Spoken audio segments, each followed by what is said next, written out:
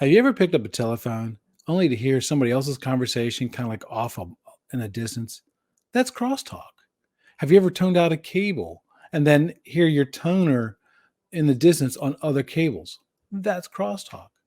Well, why are we talking about crosstalk today? We're talking about EMI and how it impacts the performance of your cable on episode 13. So come with us.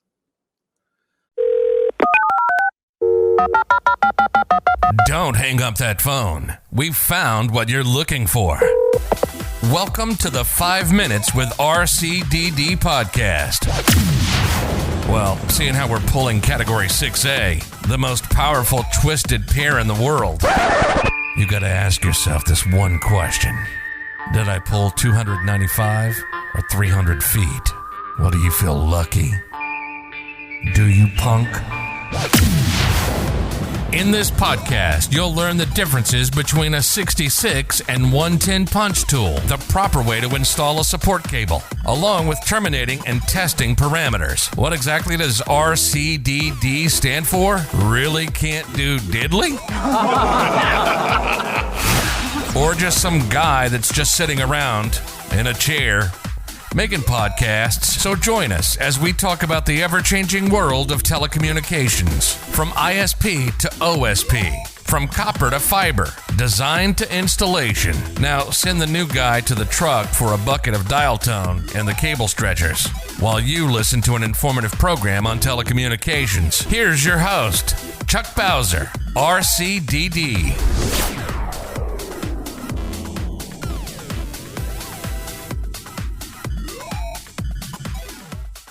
Welcome to the show where we tackle questions that are submitted by installers, project managers, estimators, IT personnel, and customers.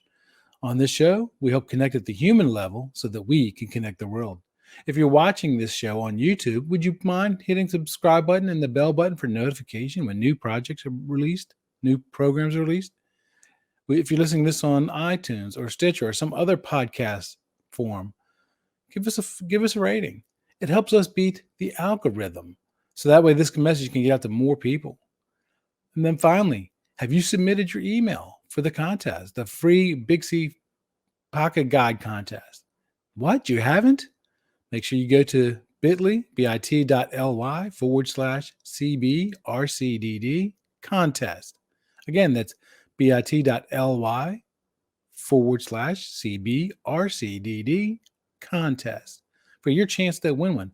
The winner will be notified on December 20th. And this show is being recorded Thanksgiving week. This is Monday. Just to kind of give you a heads up, there will be no after hours live session on this Thursday. We will resume on December 3rd with a show about topologies, bus versus ring versus star. We certainly hope to see you there on that podcast on LinkedIn Live. So let's get started with our conversation about EMI and RFI.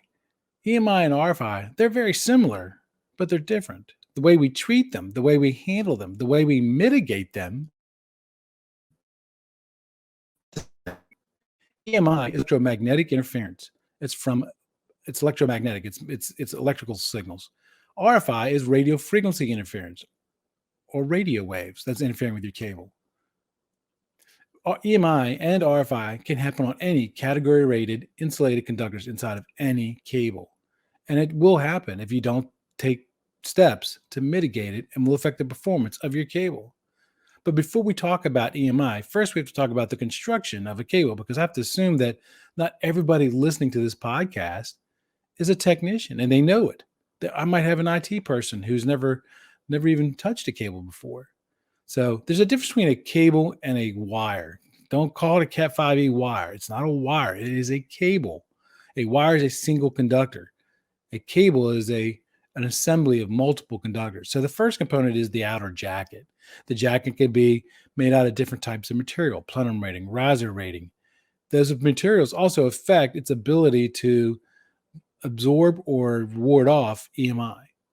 Getting underneath that jacket, by the way, the jacket also is made in various thicknesses, and also they do things to the jacket like make them fluid and stuff like that for heat dissipation for certain types of cabling. Getting underneath that jacket, then you're going to have some non-conductive filler elements. Probably the most common is going to be the ripcord. So if you strip off the jacket, you're going to find this little string. That string is so you can actually grab a hold of it and pull it along the axis of the cable and tear the jacket along with it. That way you can cut the jacket back at that point and not have any nicks or shiners on your conductors. Some other examples of non-conductive fill elements include string, tape, and probably the most common, some type of a cross web separator to help keep those pairs away from each other if you're the higher frequency cables. Cables are, category rated cables are divided into different performance ratings. You have category 1. Well, there is no category 1. Category 1 is the old POTS cabling. Category 2 cabling, which was actually used for the 4 megabit per second IBM stuff. But the real one that was really labeled anything was actually category 3, which is made strictly for 10BASE-T Ethernet. Category 4, which is around literally for about 2 weeks. Category 5E, which was originally designed for 100 megabit service. And then later on, Cat 5 was made for 100 megabit service. Cat 5E was made for 1000 megabit service. Cat 6 is rated up to 250 megahertz, and Cat 6A is rated to 500 megahertz.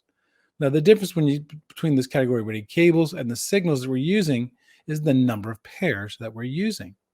For anything from Cat 5e down, we're only using 2 pairs or 4 conductors inside of that cable. Cat 6a and above, we're using all 4 pairs. So we really got to pay attention to how electricity and radio signals affect the performance of those cables.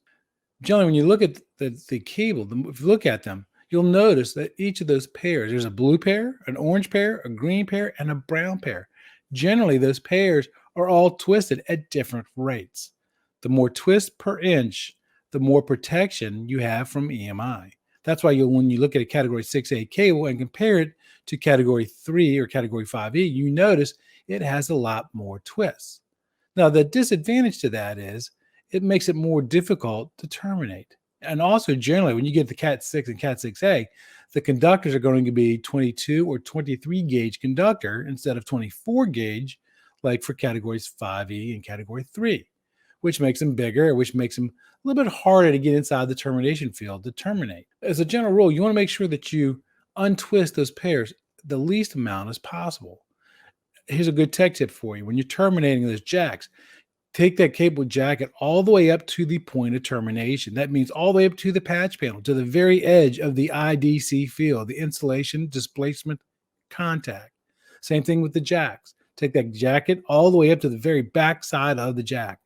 That way, the amount of conductors that are open or exposed will be very little. It'll actually be less than 1/4 of an inch, which is what you really want to aim for anyway. A category rated cable is a balanced cable, meaning that we take that signal and we actually break it up and we put part of the signal down one conductor and the other signal down the other conductor. As energy goes down a cable, it creates an electromagnetic field around that conductor. We can control which way that field turns. So on one conductor, it's going to be turning clockwise, and then on the other conductor, it's turning counterclockwise. That way they're 180 degrees opposed from each other. So when they're twisted together, they cancel each other out. But you also will notice that if you ever strip off the jacket off a cable, the 4 pairs are also twisted around each other in a certain way as well. That helps also the performance. So what does EMI consist of?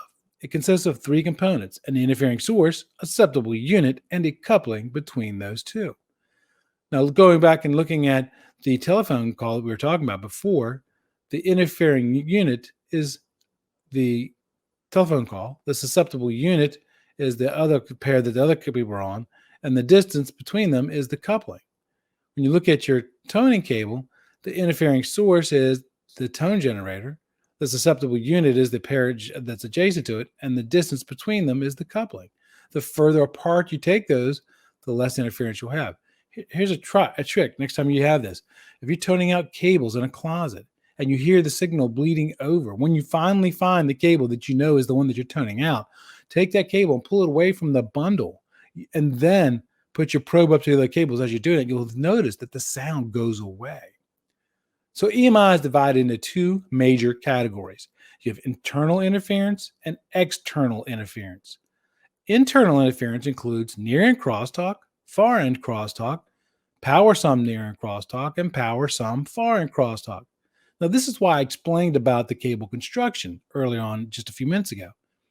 Near-end crosstalk is how much one pair, let's say, for example, this one, it's going to be the blue pair, interferes with another pair, let's say that pair is going to be the orange pair, at the near end of the cable. So at my end, the blue pair is interfering with the orange pair of the cable. That's near-end crosstalk. So if I wanted to fix near-end crosstalk, I would not go to the other end of the cable to re-terminate it. It would be at my end. Some of the testers will tell you which end that crosstalk is happening on. If it doesn't, you're just going to have to re-terminate both sides and retest that cable. Far end crosstalk would be how much that blue pair interferes with the orange pair at the far end of the cable, i.e. your end of the cable. Now, it doesn't necessarily have to be the blue or the orange pair. It could be any of those pairs within the bundle, but it's just how much one pair interferes with another pair inside the cable. It's called internal interference because all this interference is happening inside of the cable. Then we have the power sum crosstalks. Power sum near end crosstalk and power sum far end crosstalk. Power sum near end crosstalk is how much the three pair, the orange, the green, and the brown, interfere with that last remaining pair, i.e. the blue pair, at the near end of the cable. Power sum far end crosstalk is how much those three pair interfere with that last remaining pair at the far end of the cable. Now let's talk about external interference. That's known as alien crosstalk. Alien crosstalk is how much one cable interferes with another cable as it's going down the cable pathway. Initially, when our first industry came out with Cat 6A cable, they were telling installers to do what's called randomization, meaning when you laid the cables in the cable tray, no two cables could run next to each other for any long distances, because if they did, they would interfere with each other. I just thought of this. You know when the first twisted pair cable was? Alexander Graham Bell, when he did the telegraph, as they would run two conductors down the lines, and every pole they would switch them, and then that way the tip would be on one side, the ring would be on the left side, and then the other telephone pole they would flip them. So they were actually twisting it at the poles to reduce the effects of EMI. So the alien crosstalk, because of the way that we make our cables nowadays, you don't necessarily have to randomize. Most of the manufacturers will give you warranties if you cable comb the cables, which is a blessing for most cable installers, because we take pride in how well we can dress the cable. We like it making it look like art. The better it is visually, the happier we are. We will spend sometimes a lot of time doing that. Again, it's called external interference because that interference is happening outside of the cable. Another term that you might hear that some people get confused with is EMC, electromagnetic compatibility. EMC means that those two things do not interfere with each other. Those two cables or those two pairs don't interfere with each other. That's EMC. Now let's finish out this podcast here with how do you mitigate EMI? The simplest and easiest way: buy a high quality cable, twist for the performance level. And then when you terminate that cable, do not untwist the pairs. If you untwist the pairs, you will affect the performance. Another way that you can do it is use what's called a shielded cable or a discontinuously shielded cable or a screened cable. It's got that metallic full shield in it, and then when the signal tries to propagate out of that cable, it dissipates on the full shield and does not interfere with the cable laying adjacent to it. Or finally, another way that you can mitigate your EMI sources is to basically put that cable in a conduit system or some kind of a metallic tray. That way it doesn't interfere with others. So obviously the cheapest way is going to be don't untwist the pairs. That's going to be the easiest way. So I hope this answered your questions about what EMI is and what RFI is. And if you have any other questions about it, be sure to shoot us an email, chuck@5minutercdd.com. Until next time, guys, be safe. That's it for this episode of today's podcast. We hope you were able to learn something. Make sure to subscribe so you don't miss out on future content. Also, leave a rating so we can help even more people learn about telecommunications. Until next time, be safe.